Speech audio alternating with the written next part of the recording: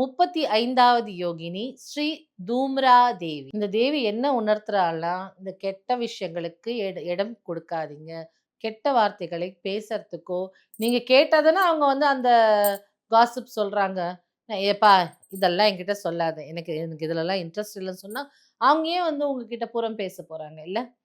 So பேச போறதில்ல. அப்போ நம்மளுக்கு அந்த காதுல விழ விழ, "ஓ! ஒரு வேள அவங்க அப்படிதான் இருப்பாங்க போல இருக்கு." அப்படின்னு சில பேரெல்லாம் வாயில வந்தத பேசுறாங்க. அப்படியெல்லாம் இருக்கும்போது, நம்மளுடைய ஆரா ரொம்ப பாதிக்கும். அதனால நம்ம வாழ்க்கையில தடைகள் நெறைய ஏற்பட வாய்ப்புகள் உண்டு. இதத்தான் இந்த தேவி இன்டைரக்ட்டா நம்மளுக்கு உணர்த்துறா. இப்போ ஐய்யயோ! எனக்கு நான் வேண்டாம் வேண்டான்னு சொன்னாலும், ஏதான ஒரு பிரச்சனை என் காதுல வந்து விழுது அப்டின்னா, அதுலருந்து விலகறதுக்கு பார்க்கணும். அதே மாதிரி இந்த தூம்ரா தேவியை நெனச்சுட்டு பிரேயர் பண்ணாலே போதும். இந்த மாரி தேவையற்ற விஷயங்கள் எல்லாம் நம்மள விட்டு அகன்று போயிடும். நம்ம எதுல ஃபோக்கஸ் பண்ணணுமோ, அதுல ஃபோக்கஸ் பண்ணலாம்.